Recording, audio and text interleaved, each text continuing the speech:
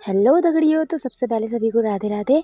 तो आज मैं जाना था मंदिर। हम तैयार हो गए थे, लकड़ी वगैरह लेके, सामान वगैरह लेके हम जा रहे थे, क्योंकि आज हमें कहीं भोग लगाना था, तो वहीं जा रहे थे। ताऊ जी भी आ रहे थे और क्या कहते हैं, दीक्षित पहुंच गई थी यहाँ पे, हाथ वगैरह जोड़ रही थी, मैं आराम से बैठी हुई थी।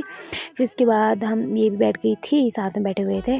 फिर ताऊ भी आ गए थे, क्योंकि ताऊ ने करनी थी यहाँ पर पूजा पाठ, क्योंकि हमारे पुराने मंदिर है जो पितरों के मंदिर होते हैं वही है।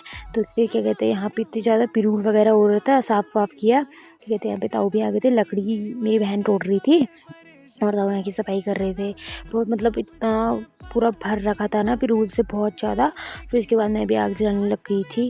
भाई आग तो जल ही नहीं रही थी, इतनी कोशिश करने के बाद फाइनली इतनी अच्छी आग जल गई ना, तो क्या ही बताऊँ। कामदार तो ठहरिया, मैंने आग जला के रख दी यहाँ पे। फिर उसके बाद ताऊ पता नहीं सामान वगैरह निकाल रहे थे, क्योंकि यहाँ पे अब पूजा करेंगे, हमें जाना था बाँझ काटने के लिए। तो फिर क्या कहते हैं, फिर दीक्षा चोर के लाई थी संतरा, वो भी हमने खा लिया था। दीक्षा बांध रही थी चुन्नी, क्योंकि वो बाज का धुस जाता है ना।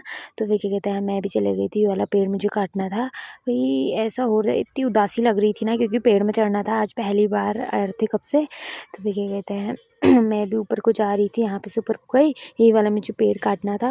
तो फिर मैं पेड़ में चढ़ गई, काटने लग गई थी, इतनी आफत आ गई थी ना। फिर इतना सारा मैंने काट के फिर मैं नीचे आ गई थी।